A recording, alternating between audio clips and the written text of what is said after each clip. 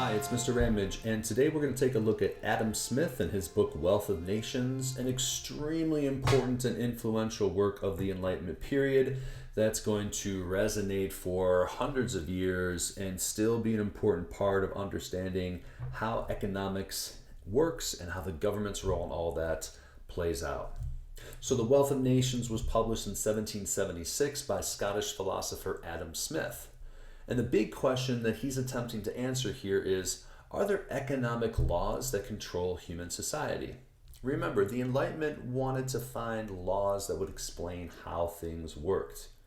Okay, and that goes for economics and the role that the government has in it.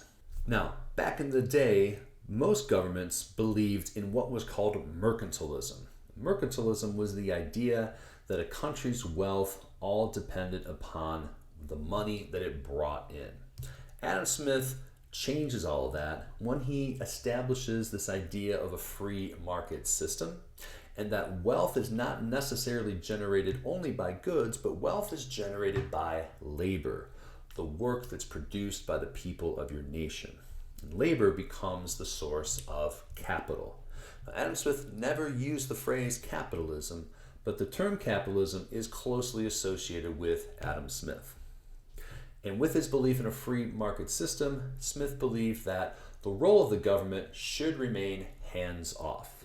The term laissez-faire, or let the people be, or this hands-off idea becomes extremely influential in his version of this economic system, where the government remains hands-off and allows people to pursue their own best self-interest.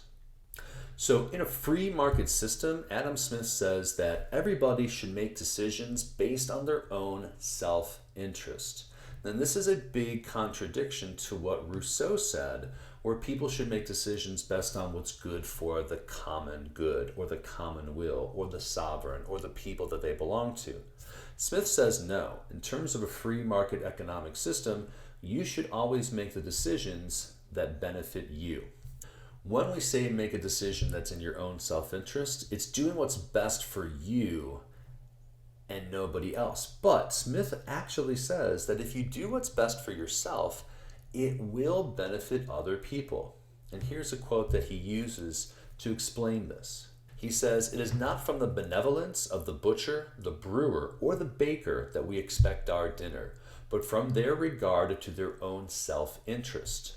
We address ourselves not to their humanity, but to their self-love, and never talk to them of our own necessities, but of their advantages." So picture, if you will, a butcher, a brewer, or a baker, okay? From the butcher, we get our meat. From the brewer, we get our beer. And from the baker, we get our bread. They are not around to provide us for our dinners, right? They're in business to make money for themselves. The butcher, out of his own self-interest, butchers the cow, chops it up, opens up a store, and puts the meat on sale. Why? Because he's interested in giving me a delicious piece of meat for dinner? Nope. What he's interested in is making money. When I come to his store and I give him money for that big, delicious, juicy chunk of meat, it's because I want to pay for it. I'm going to give him that money, and he's going to make that money.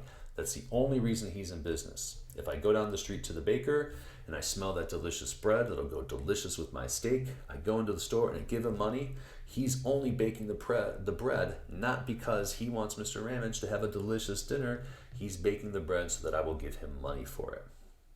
But out of their self-interest of making money off of meat and making money off of bread, I benefit because I now have delicious food. If the butcher didn't want to make money, I wouldn't have meat. If the baker didn't want to make money, I wouldn't have bread. So doing what's in their self-interest benefits me. We could expand on this and go further and further, because if they're going to build a store, then they have to hire a construction crew, they have to buy the ovens, they have to buy the knives, they have to buy all the machinery, which is produced by other people, which creates jobs for them, and so on and so forth, right? So in a free market system, self-interest is good, according to Adam Smith. Now, where should the government be in this free market system? Here's what Adam Smith said. He said The government has no business in our business. They basically have three things that they need to do. Number one, protect society from invasion, which means create an army, protect our borders. Number two, defend citizens from injustice, which means a police force of some sort to make sure that things in our country that are being done to others are taken care of.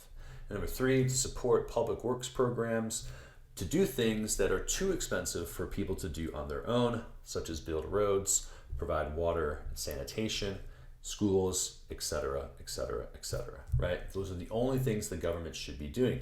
That the government should not interfere in the economy. That the government should be laissez-faire. They should be hands-off.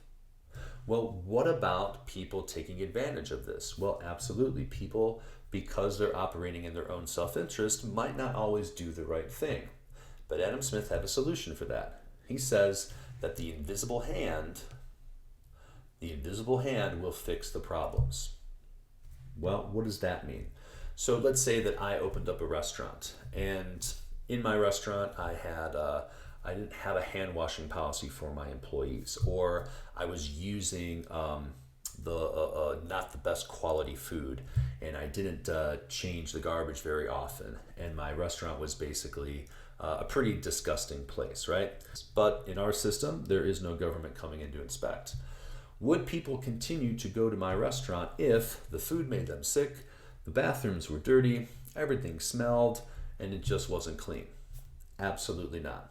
People would stop coming to my restaurant because it's not a clean and safe place to be.